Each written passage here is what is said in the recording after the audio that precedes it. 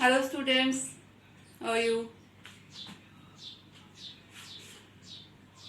Hope you are studying well. You are not asking any question. No, not at all. Means each thing is completely understandable. Good. सब चीज़ बहुत अच्छे से समझ में आ रही है, तभी आप लोग कुछ पूछते नहीं है. नहीं? चलिए, next topic, file handling. File handling. Okay. Now, have you remember the basic of any program? Input, process, output. कोई भी प्रोग्राम आप लिखते हैं, this is the basic one.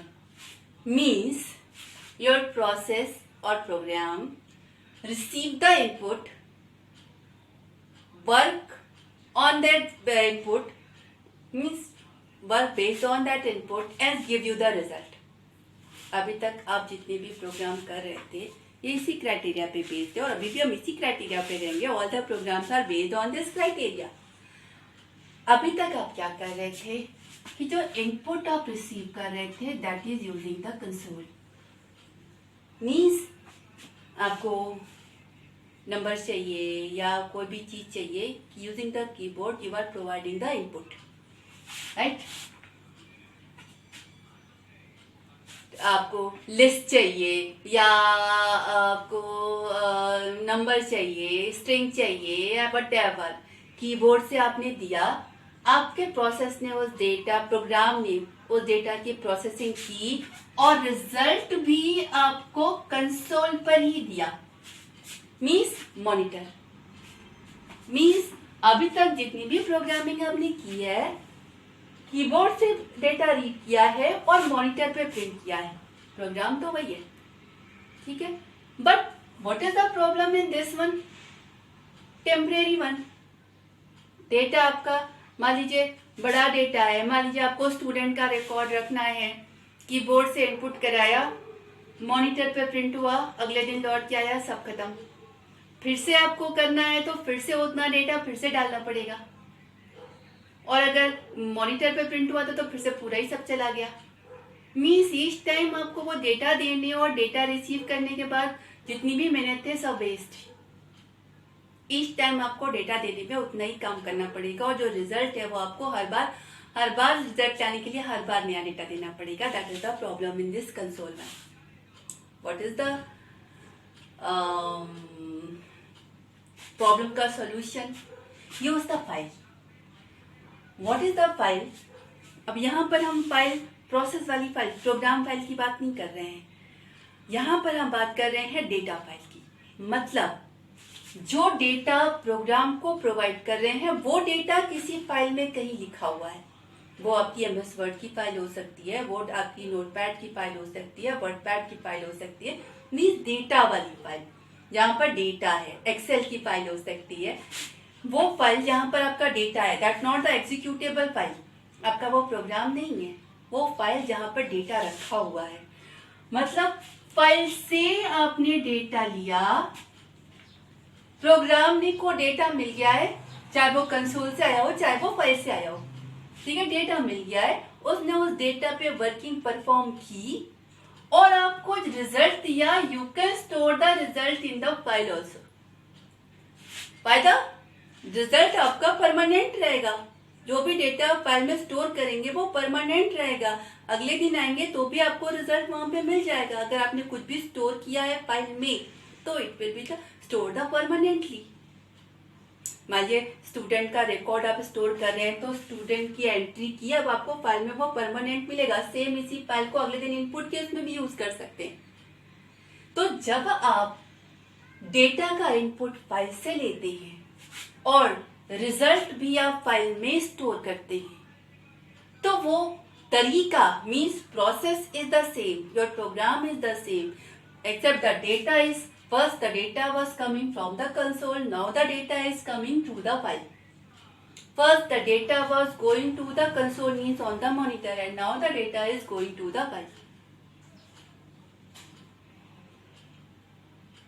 So, how can we do this one? Because this is okay. Data is storing the permanently, so more beneficial. बार बार नहीं डालना पड़ेगा. एक बार file में लिख दिया कलेक्शन, आप एक बार में एज अ इनपुट दे सकते हैं. Time saving, permanent, all the thing. तो अब हम इसको यूज कैसे करते हैं?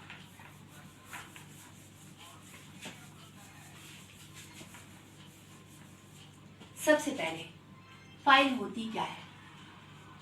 फाइल आपकी सेकेंडरी स्टोरेज डिवाइस पर जो बाइट्स का कलेक्शन, डेटा का आप स्टोर करते हैं, that is the file.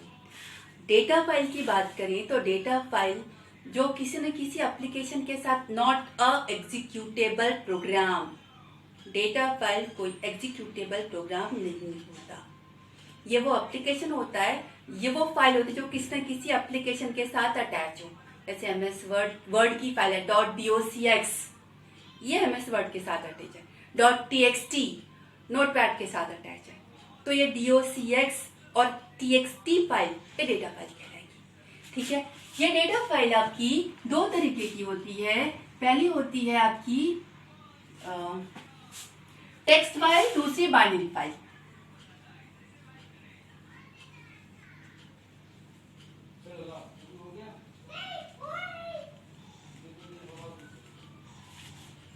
Text file, what is the text file? Text file में डेटा आप ASCII कैरेक्टर या यूनिकोड एनकोडेड कैरेक्टर स्टोर करते हैं और उसी फॉर्मेट में रिसीव करते हैं. मतलब कैरेक्टर रिसीव किया या कैरेक्टर स्टोर किया, स्ट्रिंग स्टोर की, नंबर स्टोर किया, कैरेक्टर के फॉर्मेट में स्टोरिंग या कैरेक्टर के फॉर्मेट में रिसीविंग. इसमें जो बेसिक चीज होती है वो end of the line character होता है.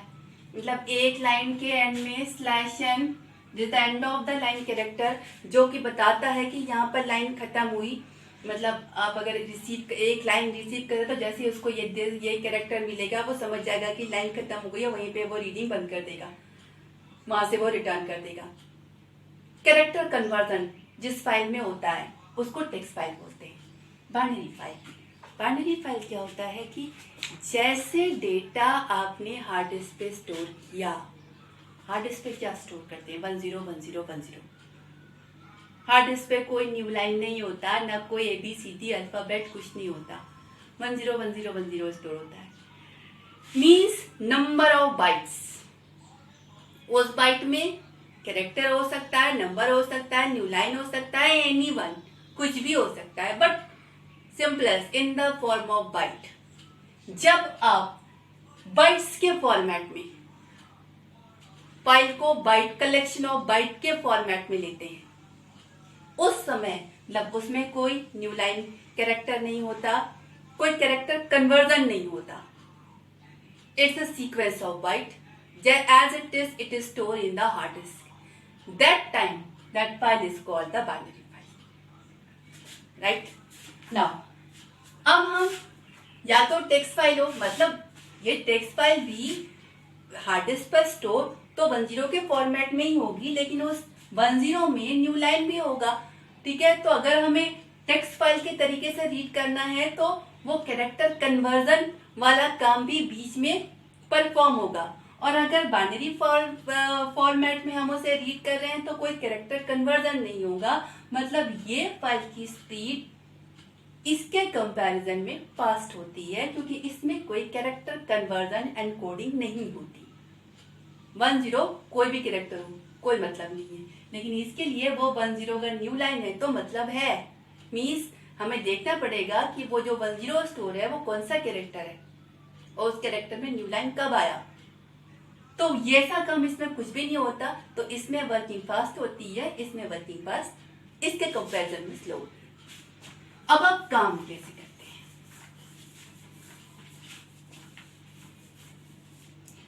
फर्स्ट ऑफ ऑल, किसी फाइल पे अगर आपको काम करना हो तो सबसे पहले उस फाइल को ओपन करना पड़ेगा, क्योंकि फाइल तो हार्ड डिस्क पर है.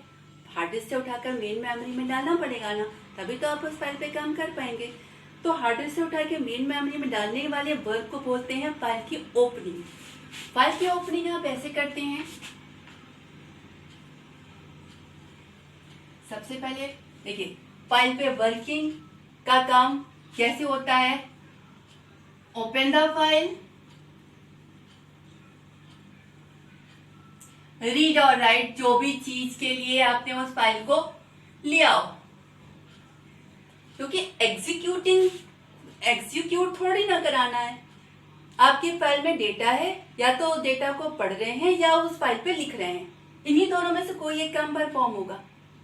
उस फाइल में कोई प्रोग्राम नहीं जिसे आप रन कराएं, उस फाइल में डेटा है जिसे या तो आपको उसको पढ़ना है या उस डेटा पर नया डेटा लिखना है। और पहला फाइल खोला, रीड किया या राइट किया और फाइल को क्लोज किया। This is the working of a data file. Now सबसे पहला work, open the file. How can you open the file?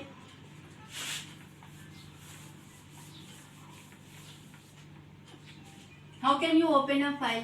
File opening के लिए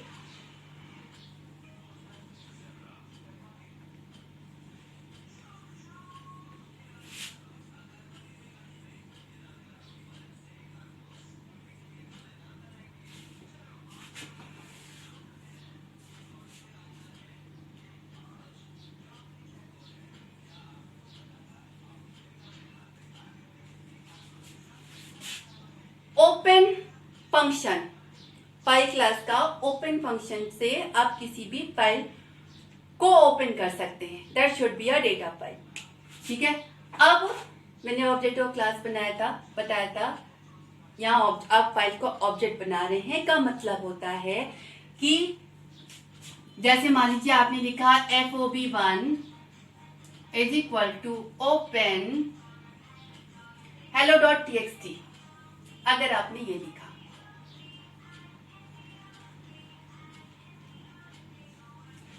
ये लाइन क्या करेगी? अब अगर आपने फाइल का कोई पाथ नहीं लिया है, तो जिस डायरेक्टरी में आप ये प्रोग्राम लिख रहे हैं, आपने ये जो प्रोग्राम लिखा है जिसमें आपने फाइल ओपन वाली लाइन लिखी है, उसी डायरेक्टरी में ये फाइल भी होनी चाहिए। Means file should be in the current directory. Current directory में होनी चाहिए। अपनी करंट डायरेक्टरी में इसने फाइल को ढूंढा, मेन मेमोरी में डाला और मेन मेमोरी का रेफरेंस फाइल ऑब्जेक्ट में आ गया। यानी अब आप इस रेफरेंस को यूज करके इस फाइल पर वर्क परफॉर्म कर सकते हैं। ठीक है, क्या वर्क?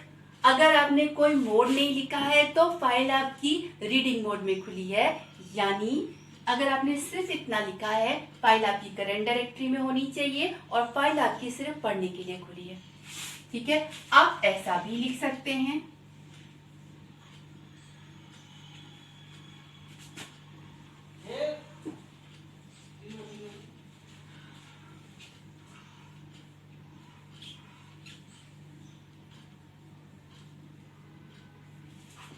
अगर आपने ऐसा लिखा, मतलब फाइल आपकी सी ड्राइव पर टेम्प डायरेक्टरी के अंदर है। सी ड्राइव पर टेम्प डायरेक्टरी के अंदर hello.txt फाइल है, वो आकर मेन मेमोरी में लोड हो और उसका एड्रेस इस पे जाके स्टोर हो जाए, ताकि आप इस रेफरेंस को यूज करके फाइल को रीड कर सकें। अब आपके दिमाग में आ रहा होगा कि डबल स्लैश क्यों है? हम तो पाथ लिखते हैं तो सिंगल स्लैश यूज करके लिखते हैं, वाई डबल स्लैश? अब हैव यू रिमेम्बर जब हम लोग प्रिंटिंग कर रहे थे तो slash T means a tab space, slash N means new line symbol. तो अगर हमने सिर्फ एक स्लैश लिखा तो it will be the slash T, मतलब आपका ये C from a tab space EMP बन जाएगा, सी फ्रॉम स्लैश टेम्प नहीं बनेगा। तो जो आपका कन्वर्जन वाला काम है, स्लैश का मतलब बाद वाला कैरेक्टर की डिफरेंट मीनिंग, वो उस अकॉर्डिंग करने लगेगा और आपका जो पाथ है वो गलत हो जाएगा। तो स्लैश मीन स्लैश, इसके लिए हम डबल स्लैश लिखते हैं। तो this means C from slash temp slash hello.txt। अगर हमने डबल स्लैश लिखा तो, और अगर हम सिंगल स्लैश लिखकर ही काम करना चाहते हैं तो हम ऐसे लिख सकते हैं FOB3 is equal to open R, remember R, CPROM slash dem slash hello.txt. Now you can write this one. ये R लिखने का मतलब है इस बैकस्लैश का special conversion, special character conversion ना हो. If you are writing before part this R, then special character conversion नहीं होगा. वो इसको as it is a string case में लेगा और ये वाली फाइल इस डायरेक्टरी में जाकर ओपन हो जाएगी. ठीक है, ये आपकी फाइल ओपन का पहला पैरामीटर है. आपका फाइल ओपन दो पैरामीटर लेता है, पहला फाइल नेम और दूसरा मोड. मोड का मतलब होता है कि फाइल को आप कितने तरीके से ओपन कर सकते हैं. अगर आपने कोई भी मोड नहीं लिखा तो फाइल आपकी रीड मोड में खुलेगी, मतलब आप सिर्फ फाइल पर पढ़ सकते हैं, उस पर कोई भी और दूसरा काम नहीं कर सकते. ठीक है, अब फाइल को, ठीक है, हमने नहीं लिखा तो रीड मोड में खुल गई. अगर हम लिखते तो हम कितने मोड में खोल सकते थे? फाइल ओपन में बेसिकली दो चीजें होती हैं. एक होता है आपका फाइल का नाम और दूसरा होता है फाइल का mode. Now how many modes are possible?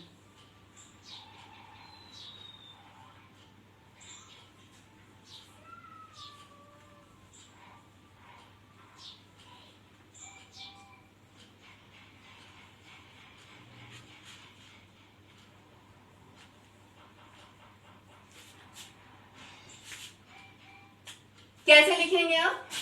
आपने फाइल ऑब्जेक्ट खोला, मान लीजिए OB1 is equal to open a file hello.txt comma mode. अब ये जो मोड है वो ये बताता है कि हम इस फाइल पर क्या कर सकते हैं. ठीक है, अब देखते हैं कितने मोड अवेलेबल हैं जिसके थ्रू हम फाइल पर अलग अलग चीजें परफॉर्म कर सकते हैं. पहला होता है R. एक और चीज यहाँ पर आप अपनी फाइल दो तरीके से खोल सकते हैं, एक टेक्स्ट फाइल, दूसरी बाइनरी फाइल. तो अगर आपको बाइनरी रीड मोड में खोलना है तो RB लिखेंगे, RB, WB, AB, RB plus, WB plus और AB प्लस. मैंने आपको डेटा फाइल और बाइनरी फाइल में डिफरेंस बताया है. टेक्स्ट फाइल में न्यू लाइन कैरेक्टर कन्वर्जन होता है, बाइनरी फाइल में न्यू लाइन कैरेक्टर कन्वर्जन नहीं होता. बाइनरी फाइल में it's a stream of bytes only. Whether it is character, whether it is new line, don't bother about that. First, अगर आपने mode R लिखा means file is opening in the read mode. Means file पर आप file को सिर्फ आप पढ़ सकते हैं, फाइल पे कुछ भी लिख नहीं सकते. और दूसरी चीज, file must be exist, file होनी चाहिए. अगर आपकी फाइल एग्जिस्ट नहीं कर रही है तो ये लाइन आपको एरर देगी. ठीक है, W mode. W mode means आप फाइल को राइट करने के लिए ओपन कर रहे हैं. अब यहाँ पर अगर फाइल नहीं है तो बना देगा और अगर बनी है तो ओवरराइट कर देगा. राइट, पहला वाला देखिए, फाइल नहीं बनी है तो एरर देगा, बनी है तो पढ़ने के लिए खोल देगा. राइट मोड, फाइल नहीं बनी है, it will create the file and if file is exist it will append, overwrite the file. A mode, file नहीं बनी है, क्रिएट कर देगा, अगर बनी हुई है तो उस पे वो अपेंड ऑर्डर, अपेंड मतलब लास्ट में ऐड, लास्ट में आप एडिंग लिख सकते हैं. ठीक है, R plus means read plus write, both three are read plus write. तीनों यूज करके आप रीडिंग और राइटिंग दोनों कर सकते हैं. दोनों में अंतर, पहले वाले में फाइल बनी होनी चाहिए, नहीं बनी होगी एरर दे देगा. रीड भी कर सकते हैं, राइट भी कर सकते हैं, लेकिन बनी हुई होनी चाहिए। दूसरी वाली फाइल नहीं बनी है तो क्रिएट कर देगा, रीड भी कर सकते हैं, राइट भी कर सकते हैं, लेकिन राइट करेंगे तो ओवरराइट कर देगा, अपेंड नहीं करेगा, ओवरराइट करेगा। तीसरी वाली फाइल नहीं बनी है तो क्रिएट कर देगा और रीड भी कर सकते हैं, राइट भी कर सकते हैं, राइट अगर करेंगे तो अपेंड करेगा। गेटिंग? ओके, फाइल ओपनिंग हो गई, now file closing.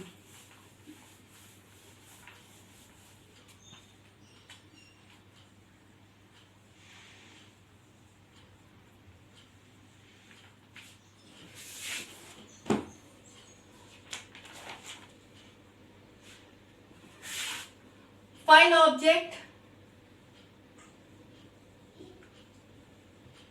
Dot close, it will close. ये ऑब्जेक्ट हमने उस समय ओपन में खोला था, सेम ऑब्जेक्ट जिसमें आपने फाइल की वही रेफरेंस जो जिसमें मेमोरी की रेफरेंस अवेलेबल है और जिस रेफरेंस से आप फाइल को हैंडल कर रहे हैं, उसी ऑब्जेक्ट के क्लोज फंक्शन से आप फाइल को क्लोज करते हैं। क्लोज करने पे होगा क्या, इस रेफरेंस का उस फाइल से कनेक्शन टूट जाएगा, यानी फर्दर आप इस ऑब्जेक्ट को यूज करके उस फाइल पे आप कोई काम नहीं कर सकते। आपके फाइल पे काम करने के लिए पहले तो आपको फाइल को खोलना पड़ेगा, तभी आप रीड राइट जो भी काम करना हो, लिखना हो या पढ़ना हो, तभी आप कर पाएंगे। और लिखने पढ़ने के बाद आपको उस फाइल को क्लोज करना है। ओपन कैसे करते हैं, फाइल का नाम दिया, किस मोड में खोलना है वो दिया, ओपन फाइल के ओपन फंक्शन के थ्रू, मतलब file object is equal to open, file name दिया, मोड दिया, फाइल ओपन हो जाएगी। क्लोज करना है, फाइल ऑब्जेक्ट डॉट क्लोज से आपकी फाइल क्लोज जाएगी। ठीक है, अब आएंगे tomorrow we will take up how can we read write append. यही 3 काम मेनली होते हैं, खोलना आ गया, बंद करना आ गया, अब हमें सिर्फ उसमें से पढ़ना है। तो कितने तरीके से हम फाइल से पढ़ सकते हैं। टेक्स्ट वाली फाइल को पढ़ने का अलग तरीका होता है, बाइनरी वाले फाइल को पढ़ने का तरीका अलग होता है। ठीक है, ये चीज हम लोग कल देखेंगे। Okay, thank you.